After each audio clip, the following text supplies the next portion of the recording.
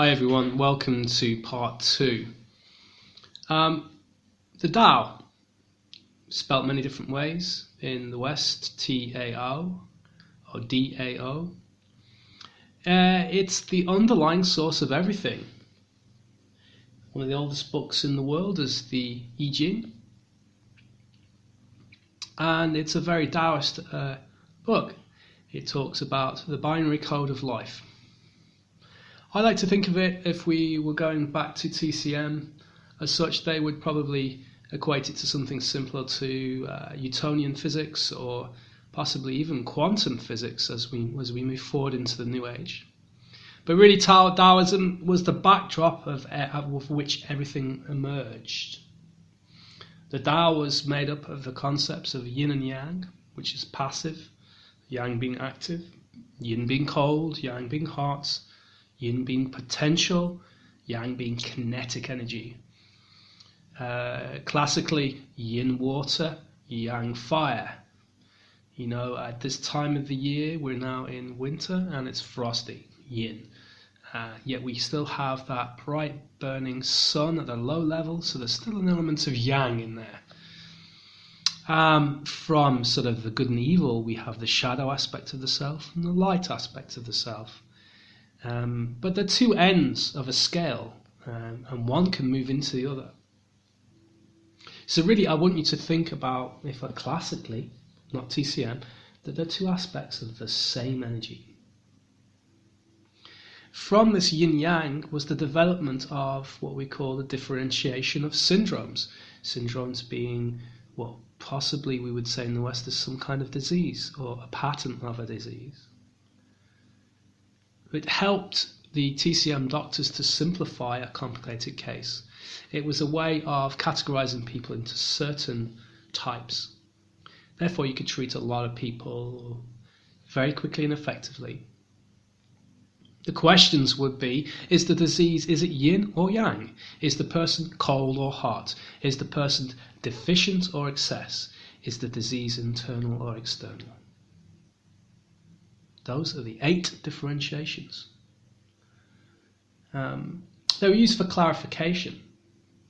And principles such as the San Jiao, the 3 levels, not just related to the meridian, not just related to the 3 parts of the body, but can be related to the fact that the first San Jiao is the air and the blood, the second is the food and our digestion, and the third is the waste and our excretion.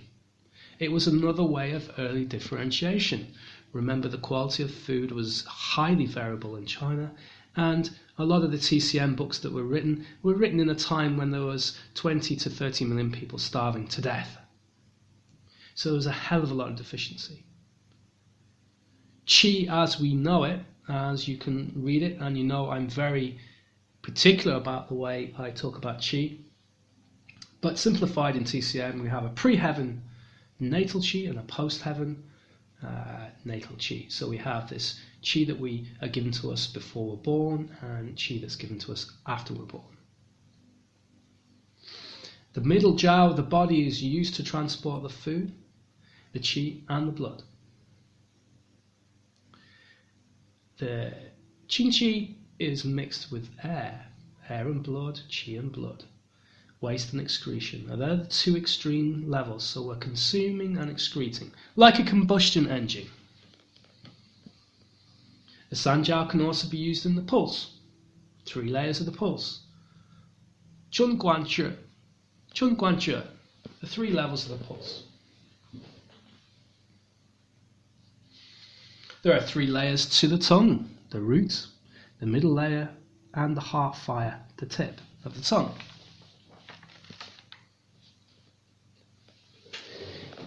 What we have to remember is this concept of yin and yang. 2 forces. They're basically in opposition, but they can't live without one another. They're relative. So you can have relatively more yin, less yang. Relatively more yang and less yin. The classic is when we go to sleep at night. Most of us sleep 7 to 8 hours, and the rest of the time we're awake in the yang phase. But it's not a 50-50 balance. The 2 of these forces are mutually independent. In other words, yin can consume be consumed to make yang energy, and we can break down yang energy to make yin. A classic example is our urinary system. Kidney is considered yin, the bladder considered yang. Kidney, as we know, is a filtration system, storage system, and the bladder is a temporary storage and excretion system. It has more of a open energy. The lung and the large intestine, they're meridians that run together, and they develop yin and yang energies. Naturopaths used to use Epsom salts to break fevers, to use purgation, to get rid of some of these excessive energies. The heart and small intestine are linked. They're very powerful conduits of chi and energy to the chest. And the heart definitely is involved in the control of what I believe the nervous system.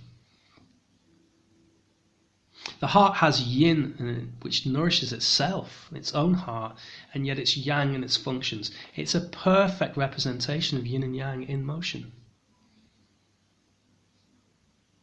We often talk about palpitations. A fast or a weak pulse is a deficiency of heart yin. This yin and yang balance got really overplayed in TCM, and they began to create a graph system in which yin and yang would sit next to each other. And we'd see the situation where if there was cold damage, for example, exposure and shock, the yin would relatively rise above the normal balance and the yang would relatively diminish below the normal balance.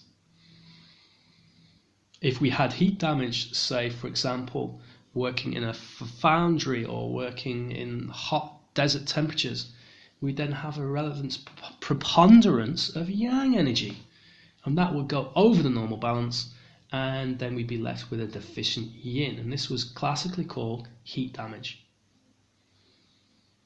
If a person is tired and cold, relative to their balance is a lack of yang or a reduction in yang. The yin may be at a normal balance, but the yang is deficient, is less. How do we treat these conditions? Most simply was to tonify yang to reduce the yin, or tonify yin to reduce the yang. Those are the most simple ways of treating. The more complicated ways were to reduce and tonify at the same time. But that takes a lot of skill and an understanding of Chinese medicine that is outside of TCM.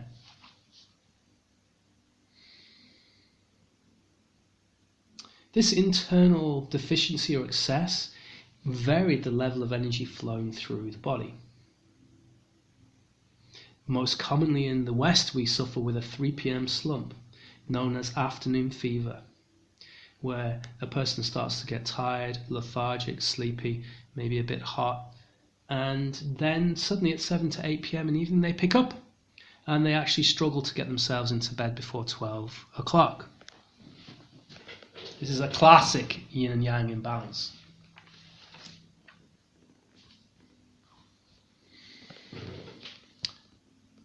Just remember, when you have somebody come into your clinic, they constantly have night sweats. They are relatively warm.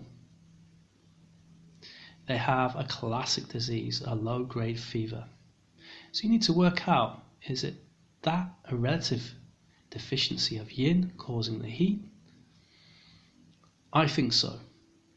Commonly found with people with red malar flush, red cheeks, just below the eyes. This is a classic TCM style diagnosis. Old people, tired and cold.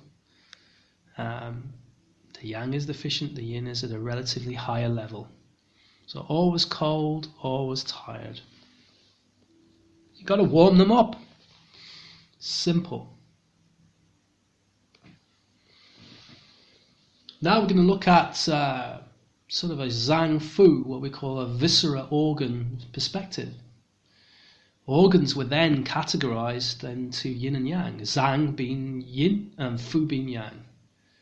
It got quite confusing because Zhang sounds like yang and Fu sounds nothing like yang. So some people would pronounce that Jiang Fu, Zhang food, depending on where you're from.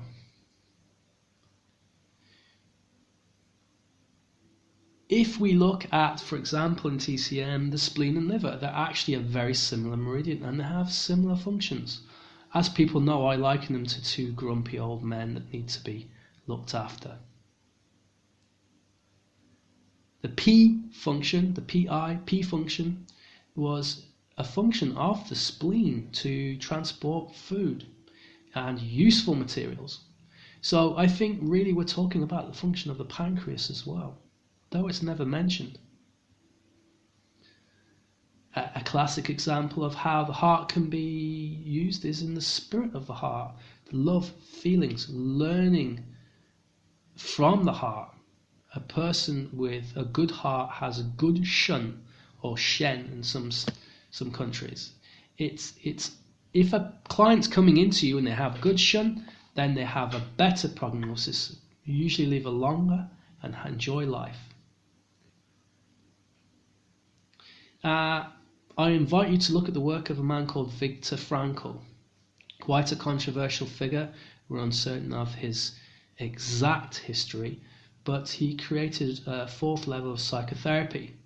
He claimed to have survived the Holocaust, and it was the strength of his shun that got him through that whole thing. Most people should feel warm, have a good steady warmth in their body. That is a normal level of chi flow. Emptiness of the heart becomes abnormal. The person is more manic, more prone to depression.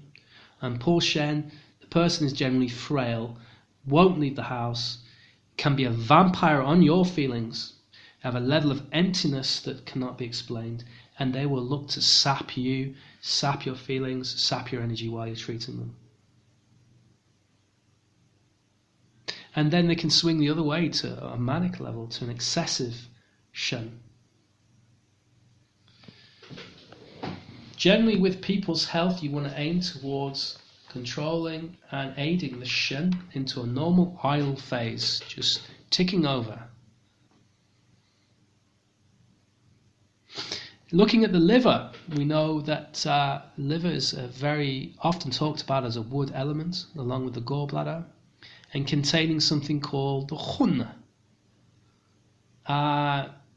Really, for me, the liver is all about growth, expansion, moving forward in life, learning. It's heavily damaged and injured when there is dysfunction with the liver itself. It can create anger. It's not that anger injures the liver. Its anger is usually caused because the liver is damaged in the first place.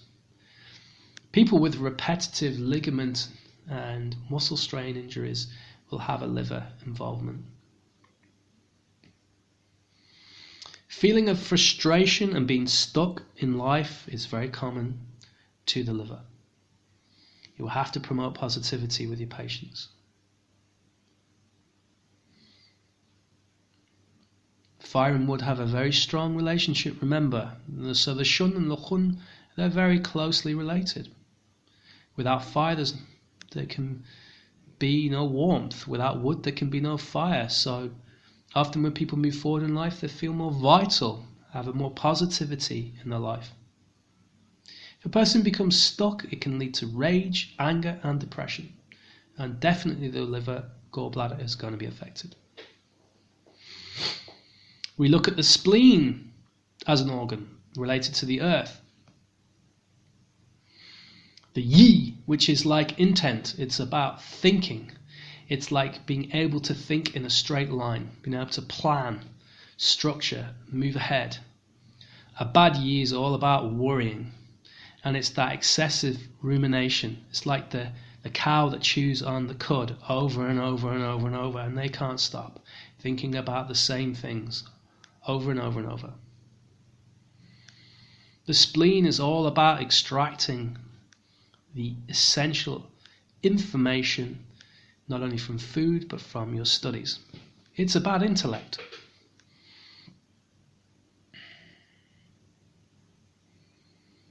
As humans, we've created this absolute right and wrong. We learn what's right and wrong. We've created this concept of sin. We've created a concept of belief systems, and that all actually comes from the spleen.